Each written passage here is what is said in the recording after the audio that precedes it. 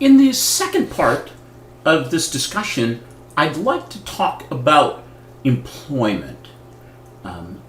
Big component of our country is driven based on employment. That can be demand for products, supply, disposable income, and a few other things that it's sort of like the barometer, if you will. It's both prospective, we know what happened after the fact, and at the same time, it can be predictive. Trends are probably more meaningful. This right here is the civilian unemployment rate. And as you can tell, it goes back to 1990. And in the Great Recession, we hit 10%, but we hit it after 2008. It took a few months to run through the system, because this is probably right where it started. It was right here. And it ramped up, we thought at the time, very fast. Now, it had been improving, and here's Corona. It went up to 15 and 13, and it's now 13.3%.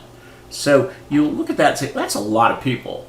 That's 13% of the American population of those in the workforce that are unemployed. That's a huge number.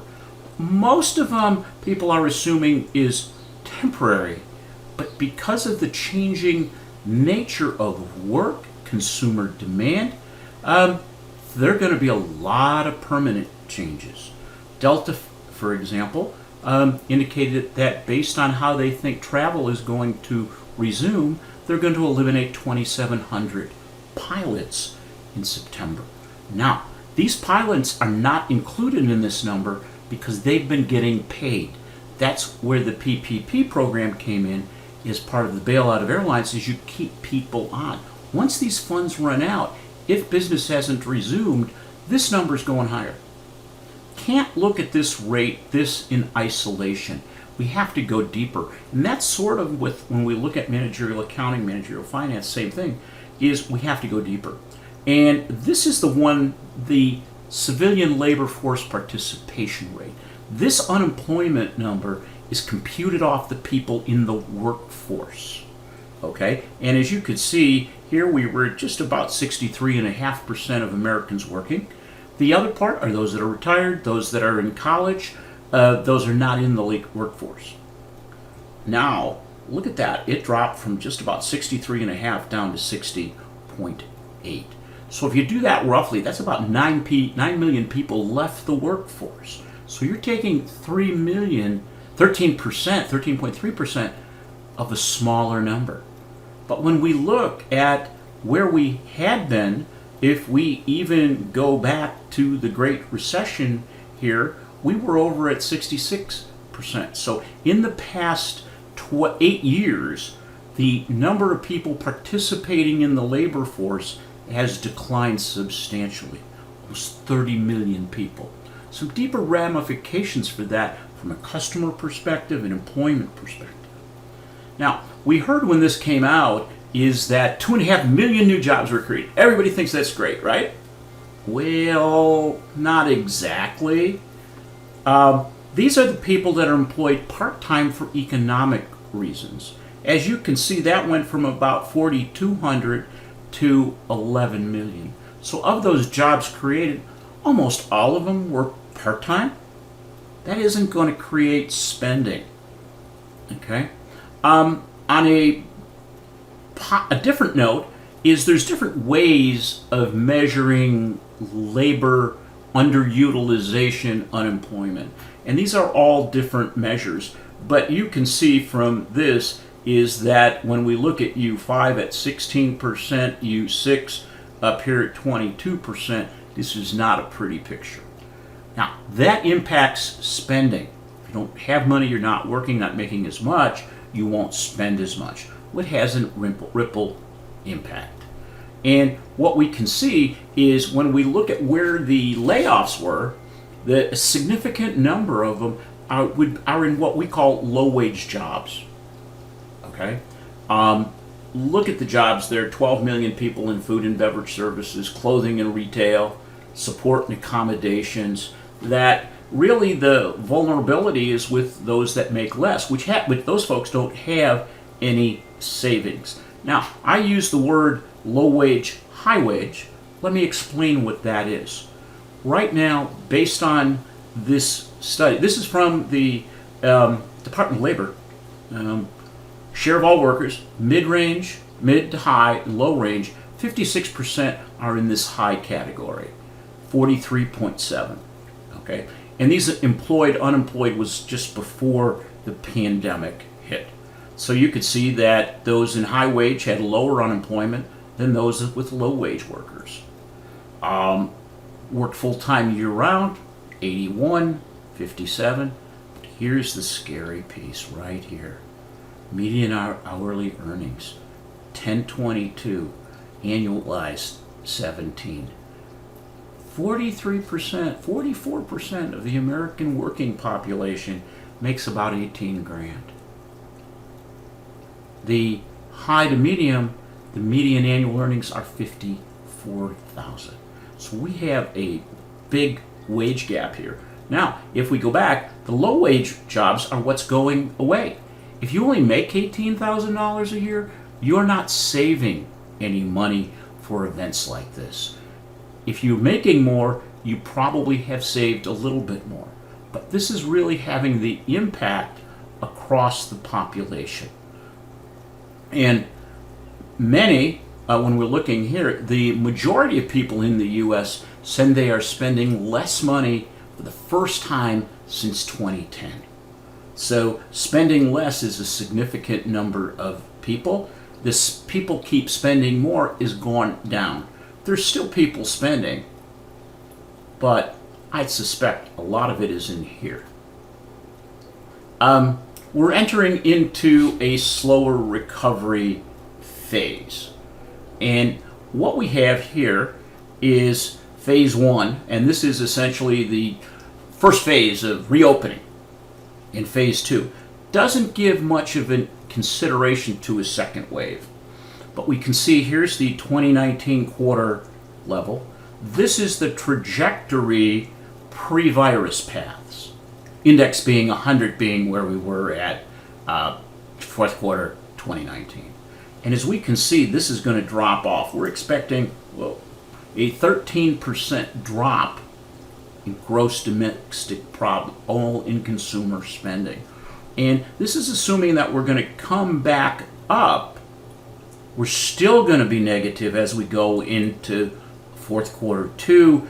It won't take into 21 until we return to the 2019 level, and we'll be well below the glide path of where we were. So we have a depth. This is a contraction since largest, deepest one since 1946, and resembles the 1930s when we had the Great Depression. This is based on a lot of assumptions. Now, if this doesn't, this is a V-shaped recovery. A lot of people don't believe that's the case, that it's going to be more W-shaped. So that means we'll go up, we'll go down, and then we'll go back up with a longer period here.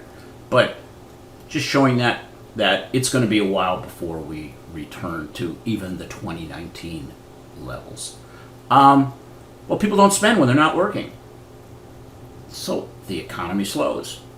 As the economy slows, there's less jobs, there's less money, there's less fear.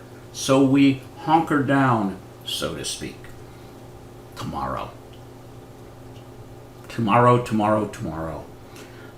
One of the things that I saw by reading, I've been reading a lot about innovation, and I found this, and it really hit me. This is from President Kennedy, and he said the Chinese used two brush strokes to write the word crisis. One brush stroke stands for danger, the other for opportunity. In crisis, be aware of the danger, but recognize the opportunity. I think that's really important for us today, you, I, and the rest of the world. This is a dangerous time, but within that, there is opportunity.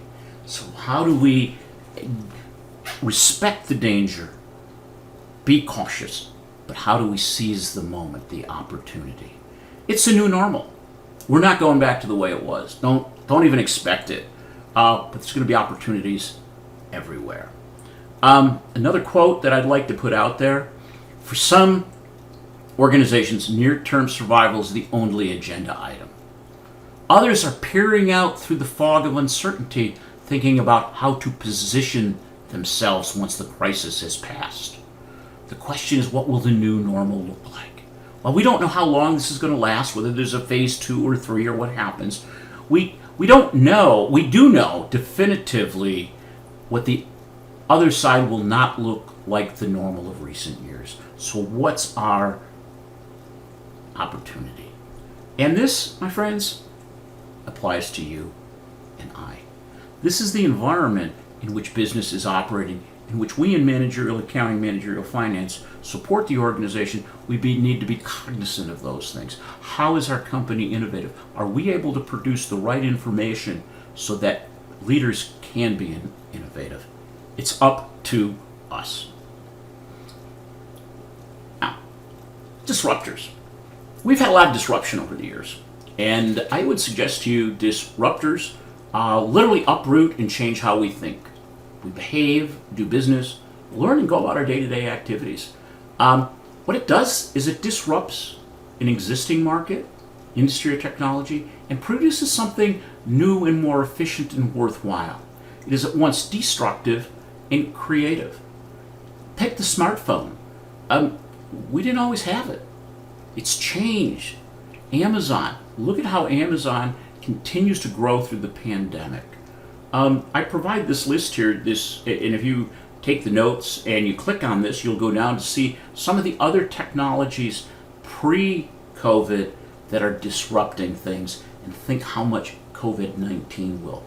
How do we provide that information to management? There's a technology evolution, global transportation, and changing use of that.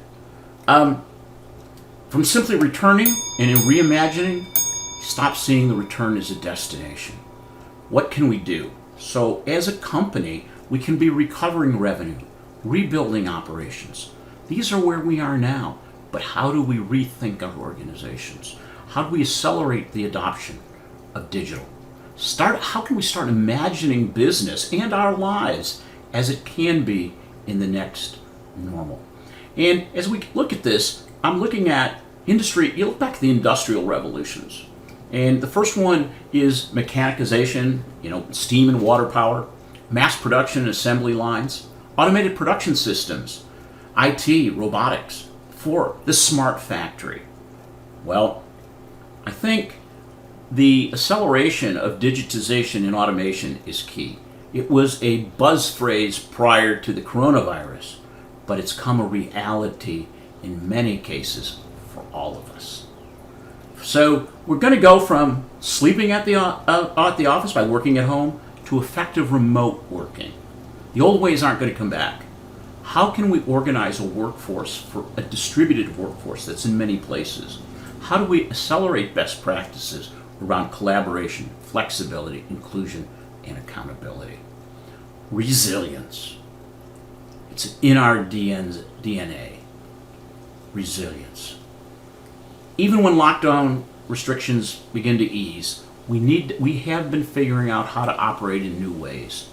Resiliency being that ability to absorb a shock and to come about it better than the competition is going to be the key to survival and long prosperity for companies, for you and I.